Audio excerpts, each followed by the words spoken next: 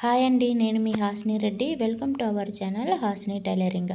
ఈరోజు వీడియో వచ్చేసి బ్లౌజ్కి షేప్ పట్టి పర్ఫెక్ట్గా ఎలా స్టిచ్ చేసుకోవాలి అనేది ఉంటుందన్నమాట.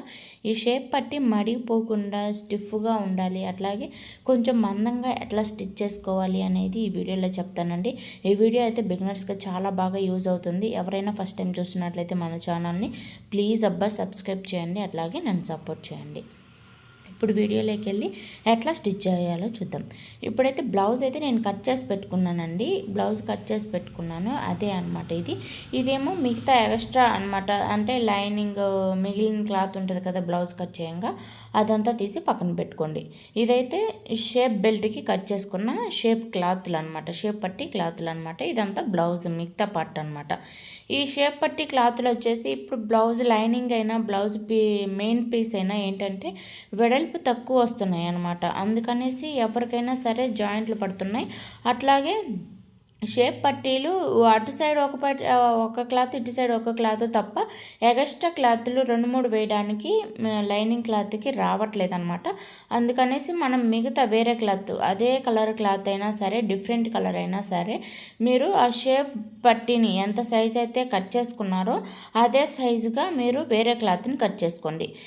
నాకు తెలిసినంత వరకు అయితే ప్యాంట్ ఉంటాయి కదా, జీన్స్ ప్యాంట్స్ ఉంటాయి కదా, ఆ ప్యాంట్స్ ఏదైనా సరే పాడైన ఉన్న ప్యాంట్స్ అయితే ఆ ప్యాంట్లు కట్ చేసుకొని షేప్ బెల్ట్ కనుక వేసుకున్నారంటే చాలా స్టిఫ్గా ఉంటుంది. అసలు షేప్ చూడడానికి చాలా అందంగా వస్తుంది అనమాట. నేను కట్ చేసినవి అయితే 4 పొరలు ఉన్నాయండి.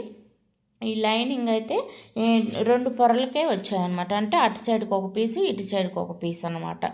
ఈ మెయిన్ క్లాత్ కూడా అటు సైడ్కి ఒక పీసు, ఇటు సైడ్కి ఒక పీసే వచ్చిందనమాట. ఎందుకంటే ఇప్పుడు నేను చెప్పాను కదా ఇందాక, లైనింగ్ అయినా మెయిన్ క్లాత్ అయినా సరే వెడల్పు తక్కువ వస్తున్నాయి అన్నమాట. వెడల్పు తక్కువ వస్తున్నాయి, పొడుగు తక్కువ వస్తున్నాయి. కాబట్టి ఎవరికైనా సరే ఎక్కువ పీసెస్ వేయడానికి ఆ క్లాత్ అనేది సరిపోదన్నమాట. ఇప్పుడు మెయిన్ క్లాత్ తీసుకోండి. ఫస్ట్ మెయిన్ క్లాత్ తీసుకొని ఫ్రంట్ మనం ఉక్సులు కాజలు పెట్టుకునే సైడ్కి పెట్టుకోండి. పైనేమో మెయిన్ క్లాత్ పెట్టుకోవాలి. అంటే మెయిన్ క్లాత్ పైన లైనింగ్ ఉంటుంది కదా, ఆ లైనింగ్ పెట్టుకోవాలి. మెయిన్ క్లాత్కి కింద వైపు మీరు కట్ చేసుకున్న మిగతా పీసులు ఉంటాయి కదా లోపలికి షేప్ బెల్ట్కి, ఆ పీసెస్ అనేది వేసుకోవాలి. ఇప్పుడు మెయిన్ క్లాత్ పైనేమో మనం లైనింగ్ క్లాత్ పెట్టాము. ఆ లైనింగ్ క్లాత్ కుట్టి అటువైపు తిప్పినప్పుడు ఏంటంటే మెయిన్ క్లాత్ పైకి కనిపిస్తుంది అనమాట. ఫస్ట్ మెయిన్ క్లాత్ ఉల్టా సీదా అనేది చూసుకోండి. మెయిన్ క్లాత్ సీదా వైపేమో మన as it is blouse lining పెట్టుకోవాలి. కిందేమో లోపలికి వెళ్ళిపోతుంది అనమాట. అది కింద సైడ్ ఏమో అదే కలర్ కానీ కొంచెం డిఫరెంట్ ఉన్న కలర్ కానీ పెట్టుకొని కింద స్టిచ్ చేసుకోండి. ఇంకొక విషయం ఏంటంటే ఇప్పుడు మెయిన్ పీస్ ఉంది చూసారా బ్లౌజ్ది, ఆ క్లాత్ అనేది పతలాగా ఉంటే కనుక మీరు సేమ్ కలర్ అనేది వేసుకోవాలండి. వెతుకులాడుకునైనా వేసుకోవాలి, క్లాత్ సరిపోదు కాబట్టి. అలా పైకి కనిపించని కొంచెం డిఫరెంట్ కలర్స్ అయితే కనుక మీరు లోపల వైపుకు వెళ్ళిపోతుంది కాబట్టి మనం ఏ పీస్ వేసినా మీకు వేరే కలర్ అయినా వేసుకోవచ్చు అనమాట. ఇప్పుడు ఒక సైడ్కి కొంచెం ఖర్చుంచి కుట్టుకుంటూ వచ్చాం కదా, కుట్టుకుంటూ వచ్చిన తర్వాత ఇటు సైడ్ చివరి వచ్చింది కదా, ఇటు సైడ్ కూడా మీరు చివరి వైపు పెట్టుకోవాలన్నమాట.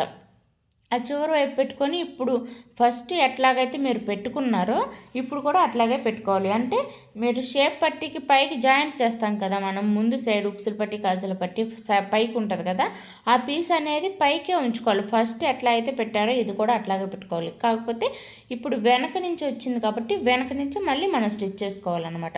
ఫస్ట్ ఎట్లాగైతే పెట్టారో అట్లాగేనండి. మెయిన్ పీస్కి సీదా వైపు లైనింగ్ క్లాత్ పెట్టుకోవాలి, కింద వైపు వేరే కలర్ క్లాత్ అనేది పెట్టుకోవాలన్నమాట. అట్లాగే దీన్ని కొంచెం వెనక్కి లాగేసి ఇప్పుడు లైనింగ్ క్లాత్ ఉంటుంది కదా, ఆ లైనింగ్ క్లాత్ అవతలకి ఫోల్డింగ్ చేసి దాని చివర ఎడ్జ్కి మీరు కుట్టు అనేది పెట్టుకోవాలి. వంకలు టింకలు పెట్టొద్దండి. అట్లాగే ఆ కుట్టు అనేది మెయిన్ పీస్ మీదకి రాకుండా ఆ లైనింగ్ పీస్ మీదనే పడాలన్నమాట. అట్లా కుట్టుకున్నారంటే కుట్టు చూడడానికి చాలా నీట్గా ఉంటుంది, ఫినిషింగ్ చాలా బాగుంటుంది అనమాట. మీ ఫినిషింగ్ చూస్తే చాలామంది మీకు బ్లౌజులు అనేది ఇస్తారనమాట.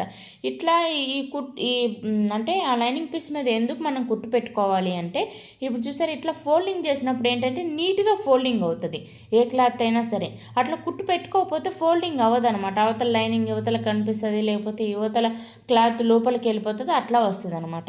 ఇప్పుడు కుట్టిన తర్వాత ఇప్పుడు మెయిన్ పీస్కి అట్లాగే మనం లోపల ఎక్స్ట్రా పీసెస్ వేసాం కదా షేప్ పట్టీకి, ఆ పీసెస్కి కలిపి కుట్టు అనేది పెట్టుకోవాలన్నమాట. ఇప్పుడే అటు సైడ్ 2 పీసులు, ఇటు సైడ్ 2 పీసులు నేను వేరే కలర్ క్లాత్ షేప్ పట్టీలకు వేసాను అనమాట. చూడండి, ఇప్పుడు ఆ పీసెస్ లోపలికి మనం వేసాం కదా వేరే కలర్ క్లాత్ అంటే షేప్ పట్టీకి, ఆ పీస్ అనేది చూడండి లోపలికి వెళ్ళిపోయింది అనమాట.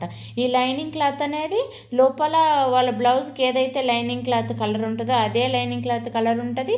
అట్లాగే పైన మెయిన్ పీస్ ఉంటుంది, లోపల సైడ్ వేరే కలర్ క్లాత్ అనేది ఉంటుంది అనమాట.